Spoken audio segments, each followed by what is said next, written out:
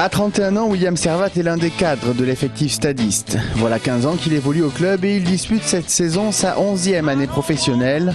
Près de 200 matchs avec les Rouges et Noirs, 23 sélections en équipe de France, des stats qui imposent le respect. Mais William dit la bûche par ses coéquipiers, c'est aussi une histoire atypique.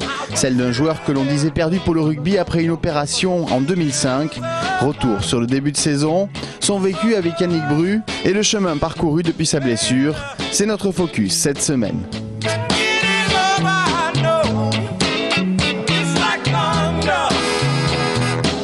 Il est vrai qu'on a mis un petit peu de temps à se retrouver, à trouver nos repères. On a travaillé sérieusement et heureusement parce que malgré la difficulté qu'on a pu avoir en début de saison et toutes les questions qu'on aurait pu se poser, on a continué à travailler, être assez sérieux pour aujourd'hui essayer d'avoir quelques repères.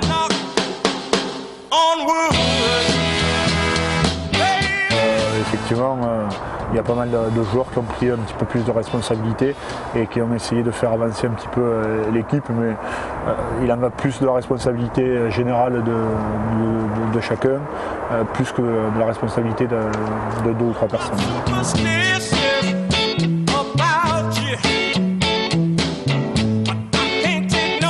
Bon, le regard sur l'évolution, déjà sur l'évolution des formes. Je crois que le stade avant n'était pas fait comme cela avec les tribunes latérales qui n'existaient pas.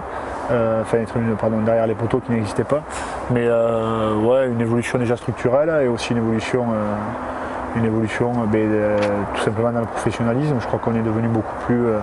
On s'est adapté à l'évolution du rugby et aujourd'hui on a réussi ce passage-là.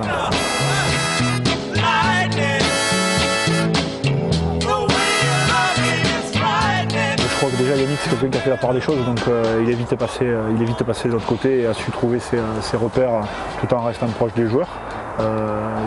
Il a eu cette approche du haut niveau en tant que joueur et il a pu sentir des choses qui allaient plus ou moins.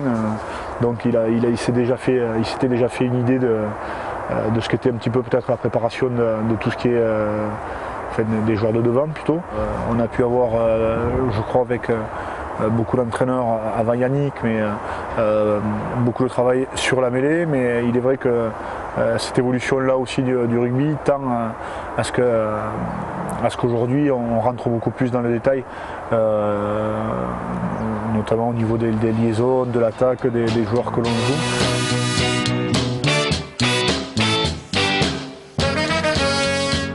À mon avis, c'était plus difficile pour lui parce qu'il n'est jamais évident de passer de l'autre côté, parce que c'est quand même aussi, même si on reste sur le terrain, on passe de l'autre côté de la barrière, on ne peut plus vraiment s'exprimer sur le terrain si ce n'est à travers les joueurs que l'on entraîne.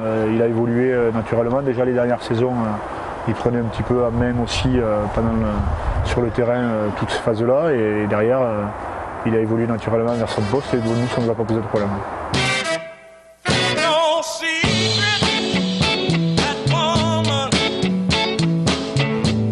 Honnêtement, les gens, vous savez, parlent beaucoup, donc ceux qui me disaient perdu ne me connaissaient pas forcément.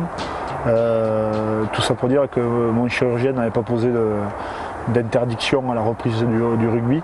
Il m'a simplement dit que c'était à mes sensations et j'ai pas un risque supplémentaire post-blessure et je suis ravi même après des grosses périodes de doute parce que il y a quand même eu des périodes où je pensais arrêter moi aussi le rugby, mais malgré ces périodes de doute et de combat un petit peu dans la salle de muscu, je suis vraiment content d'être revenu aujourd'hui.